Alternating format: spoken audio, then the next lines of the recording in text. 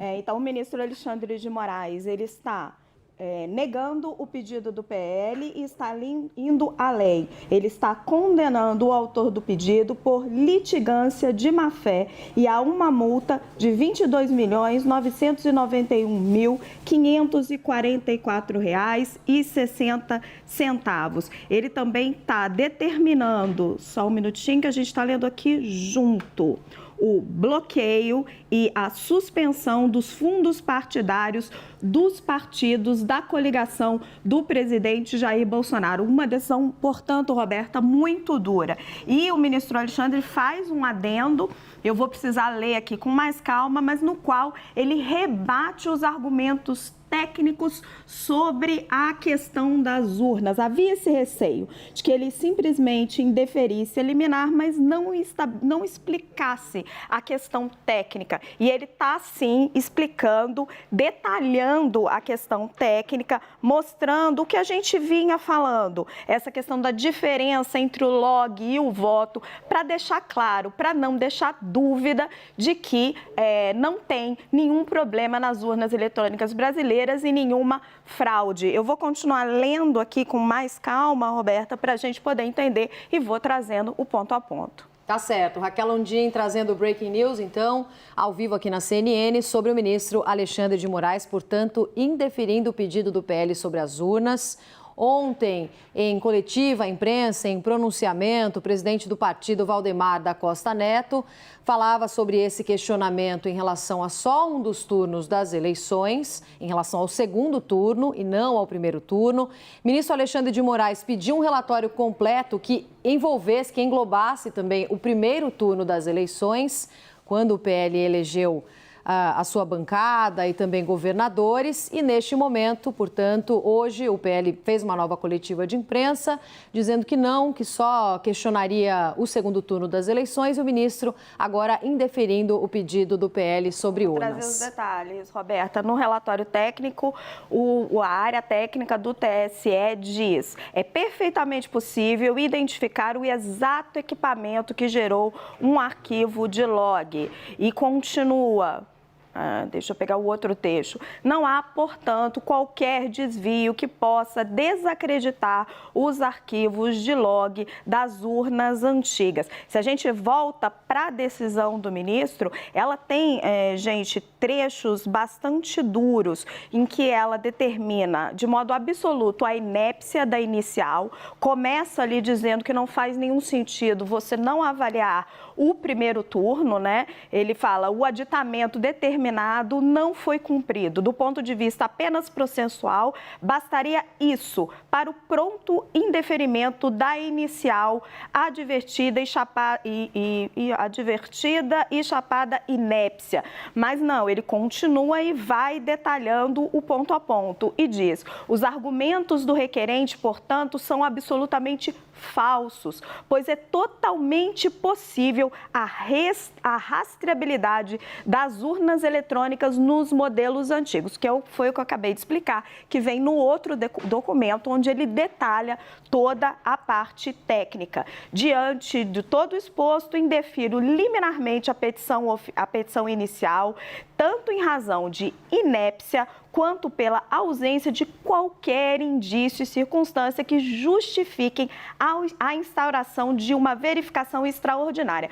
O ministro, portanto, negando o pedido do PL para que se faça a verificação de indícios de fraudes das urnas e já trazendo os argumentos técnicos pelos quais isso não é necessário, Roberto. E condenando o partido a pagar uma multa de 22 milhões de reais. Condena a autora por litigância de má-fé. O que é isso? Quando a parte que está fazendo a litigância está agindo de uma forma, entendeu o juiz, que ela sabe que é incorreta, que os dados não sustentam. Então, se na avaliação dele, uma litigância de má-fé. Então, tem a multa de 22 milhões de reais e a suspensão imediata, o bloqueio dos fundos partidários do PL e dos partidos da coligação do presidente Jair Bolsonaro. Um duro golpe, portanto, para o PL. Valdemar da Costa Neto, que estava muito reticente de vir a público, que ontem, né, ficou ali como mestre de cerimônias, não se colocou claramente, hoje chegou, respondeu a perguntas, agora teve o dinheiro do fundo eleitoral cortado, bloqueado. Falou ontem que não era a opinião do partido, inclusive, depois de ter colocado ali a ideia durante esse pronunciamento. A gente falou bastante sobre isso ontem, mas neste momento, portanto, Moraes indeferindo o pedido de PL sobre urnas. A gente está com o documento na tela, a Raquel já leu alguns trechinhos, Raquel, se você quiser destacar mais algum trechinho desse documento que seja importante, a gente destacou para você, então, para quem está chegando agora à programação da CNN, que o presidente do TSE, Alexandre de Moraes, indeferiu agora o pedido do PL, tentando anular o segundo turno das eleições. Lembrando que o partido apresentou ontem um relatório apontando supostas inconsistências em 6 modelos de urnas usadas no pleito e defendeu que parte dos votos fosse anulada, defendeu uma apuração. Então, Moraes não só negou esse pedido do PL, como condenou o partido a pagar uma multa de 22 milhões de reais pela falta de embasamento técnico dessas denúncias. Então, estou recebendo aqui já repercussões dos advogados eleitorais, ressaltando a decisão bastante contundente do ministro Alexandre de Moraes, que, ressalto de novo, ela não vem simplesmente, liminarmente, indeferindo o pedido do PL. Ela traz junto com ela uma justificativa técnica, até por isso que ela demora um pouquinho, porque ele costuma, às vezes, ser mais rápido, né, Sim. Roberta? Veio hoje no mesmo dia, mas demorou um pouquinho ali, gastou um pouquinho da tarde para poder explicar e não deixar margem para o argumento bolsonarista, para dizer, ele só indeferiu liminarmente e não entrou a fundo na questão. Sim, ele entrou e ele explicou que o que a gente vinha falando e explicando aqui mais cedo na nossa programação. O arquivo com o voto é uma coisa, o log é outra coisa. E o que está explicado pela área técnica do TSE é que não tem um problema com o log. Se tivesse, você teria que questionar todas as eleições brasileiras que foram feitas com essas urnas. Tá certo. Raquel Landim chegando com o Breaking News sobre o ministro Alexandre de Moraes, indeferindo o pedido de PL sobre as urnas. Inclusive, Raquel, só para a gente fazer um arremate final, a gente falava muito ontem também sobre a figura de Valdemar Costa Neto, como ficaria a figura dele endossando essa postura do presidente Jair Bolsonaro, por mais que tenha adotado ali, tentado se distanciar diretamente dessa ideia de questionar as urnas, mas no final endossou essa ideia de Jair Bolsonaro. Roberta, o PL é um partido que elegeu o maior número de deputados ali dentro da Câmara, certamente uma força de oposição relevante. Agora, ao insistir com esse discurso, ao peitar, né, vamos usar esse verbo, o ministro Alexandre de Moraes, provavelmente por insistência do presidente Jair Bolsonaro, já que a gente vê a mudança de discurso do Valdemar da Costa Neto de um dia para o outro, ele sofre uma represália muito dura, uma represália, que dói no bolso, que é a multa e a suspensão do fundo partidário. Isso é uma das coisas que os partidos realmente mais se ressentem, porque é onde mais importa para eles. A gente vai acompanhar se isso vai ter algum impacto nas manifestações ainda registradas, né, Raquel, os protestos pelas rodovias do país. Agora há pouco a gente mostrava a dificuldade de um pai que tentava levar o filho para fazer uma cirurgia, para que ele não ficasse cego, uma criança de 9 anos que não conseguiu passar por essa região para conseguir terminar esse procedimento médico. Que tipo de repercussão a gente consegue esperar agora que o ministro Alexandre de Moraes indefere o pedido do PL? Roberta, eu não acredito que a decisão do ministro Alexandre de Moraes vai falar diretamente para esses bolsonaristas que estão nessas manifestações. Muitas dessas pessoas já têm uma opinião formada e aí não adianta muito, né? Só que é muito importante esse tipo de esclarecimento, porque a gente está tendo uma escalada nos atos, né? Você passa de manifestações pacíficas para manifestações antidemocráticas que pedem a intervenção militar, depois você avança para bloquear o direito de ir e vir das pessoas, que lamentavelmente um episódio muito triste desse pai que fica impedido de levar o filho para uma cirurgia, e você vai a um outro ponto, né, que foi o que aconteceu nesse fim de semana em Mato Grosso, classificado pela Polícia Rodoviária Federal como um ato terrorista, que são incêndio de caminhão, incêndio de praça de pedágio, óleo na pista.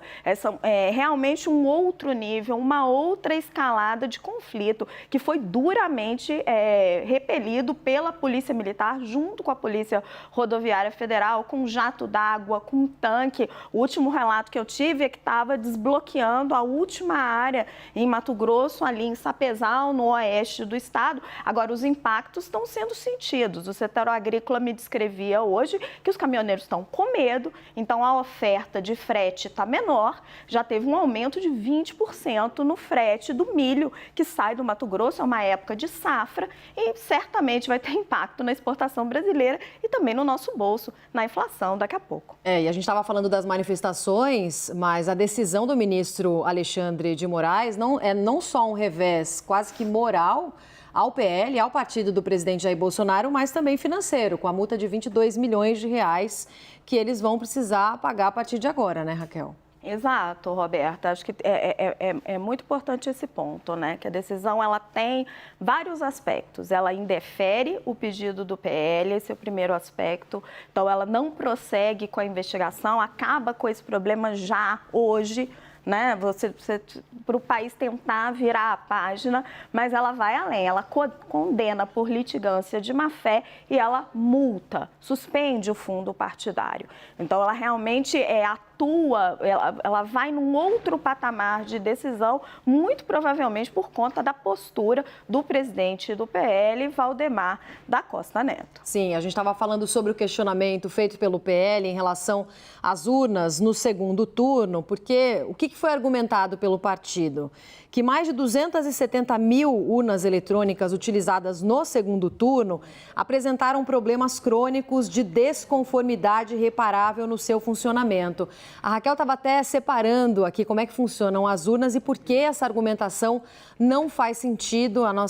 Os nossos analistas ouviram vários especialistas também na área que explicaram tudo isso. Mas o PL não questionou as urnas do primeiro turno e nem o sistema que vem elegendo uma série de políticos nos últimos anos. Daqui a pouquinho a gente chega também com mais repercussão política com o Caio Junqueira, que já está chegando aqui no estúdio para trazer mais repercussão política sobre o assunto. Raquel, quer complementar? A gente segue vendo o documento ao vivo na tela. Não, Roberta, vamos falar um pouquinho da resposta técnica ao requerimento do Partido Liberal. Primeiro ponto, né? O argumento de que as urnas dos modelos 2009, 2010, 2011, 2013 e 2015 possuem o mesmo número de identificação e que a rastreabilidade do equipamento teria prejudicado os resultados. Ele vai explicando, né, por que isso não acontece. E aí a gente, indo mais rapidamente para a conclusão, ele explica que o código, né, do log identifica não somente a urna eletrônica como o momento da sua preparação e a sessão que recebeu os votos. O log ele é uma espécie de um relatório do que aconteceu com aquela urna. Todo equipamento de computador tem isso. E aí ele vai no ponto. Assim é perfeitamente possível identificar o exato equipamento que determinou um arquivo de log. É como se fosse uma caixinha. Sim. Cada urna tem uma caixinha, você vai lá naquela urna e pega o log. Aí nós temos aqui um próximo argumento. Estou tentando buscar, gente, estou lendo junto com vocês. E aí ele vai falando, é possível identificar o exato equipamento que gerou o boletim específico, considerando os fatos acima descritos, conclui-se, portanto, que o primeiro argumento trazido pelo requerente, no caso o PL, de que não é possível rastrear as urnas eletrônicas desses modelos antigos, é falso. Aí ele passa para o segundo argumento, que ocorreu a violação do sigilo do voto ao registrar o nome dos eleitores nos logs. E aí tem uma extensa argumentação técnica, no qual também se conclui que o segundo argumento trazido pelo requerente da pretensa violação ao sigilo do voto é igualmente falso. E assim nós vamos, gente. Tem o terceiro argumento, tem informações adicionais. Está realmente muito bem detalhado para quem quiser ler e se aprofundar, conseguir entrar nos meandros e dissolver essa fumaça. A questão é que tem muita gente que não vai querer, né, Roberto? Exatamente. Raquel, muito obrigada pelo Breaking News aqui com a gente no Expresso.